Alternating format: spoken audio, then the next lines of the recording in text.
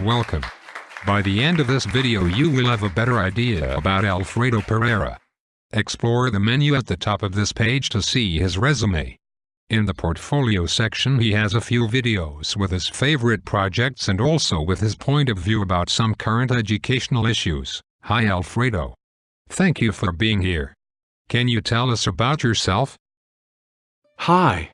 I would like to start with my childhood and adolescence. I was born at the beginning of the 70s in Lisbon, the capital of Portugal.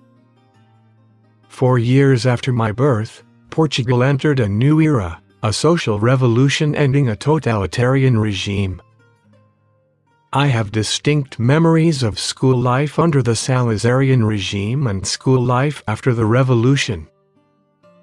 Living this radical change from oppression to freedom in the capital city influenced my worldview more than I can begin to explain. Is there something that really marked that period of your life? My childhood years and adolescence were influenced by 12 years of intense activity in the Scouts.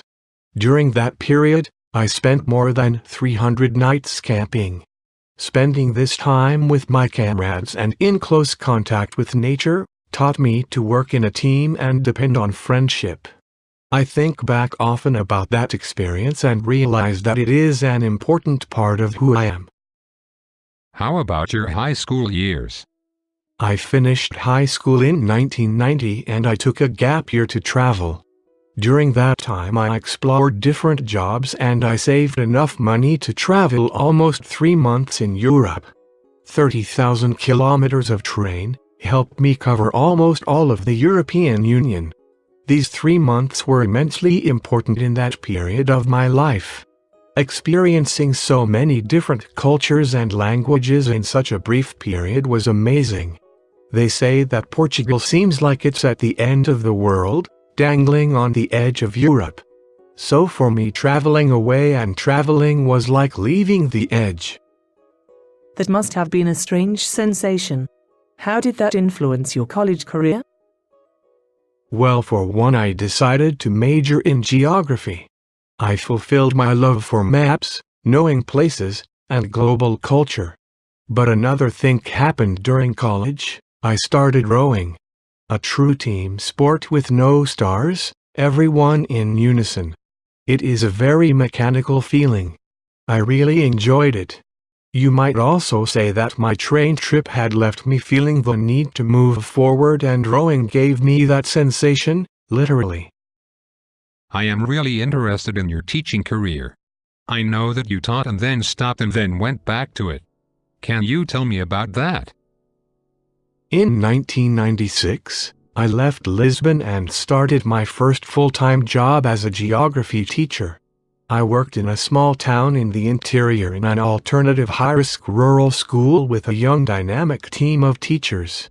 While I was there, I was lucky enough to work with a great school director who encouraged me to develop additional programs for the school. Due to the bureaucracy of the national teacher lottery system in Portugal, I left teaching so that I could settle down in Lisbon, instead of being moved around by the teacher lottery. I started a post-grad certification in Internet Communications Technology, which catapulted me into the business world as an entrepreneur.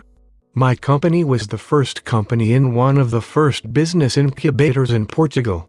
I moved on from there to run a business with my father, working with multinational companies in Spain and Portugal. It was a completely different world from the experience I had as a school teacher. Did you enjoy the business world? I enjoyed aspects of it, but sometimes I felt like a glorified salesman. But that is about when I met my wife, an American traveling in Europe and living in France. Until 2007 we lived in Portugal, until we decided to move to the States and a new phase in our life began. My wife was in love with languages and influenced me to return to teaching. During my 6 years as a teacher here in the US, I have been able to refine my beliefs as a teacher and develop my love of education. We are almost out of time. Is there a final message you want to leave us with? My professional experience over the last 20 years led me to be not only a teacher but an entrepreneur in my classroom. My entrepreneurial attitude helps me curate and design relevant material for my students. This constant renovation is transferred to my students and is motivating and inspiring for them. Bottom line, I want to inspire my students to learn new things and take risks in the process. I don't want them to be afraid of change because change is inevitably a part of their future. Thank you for your time.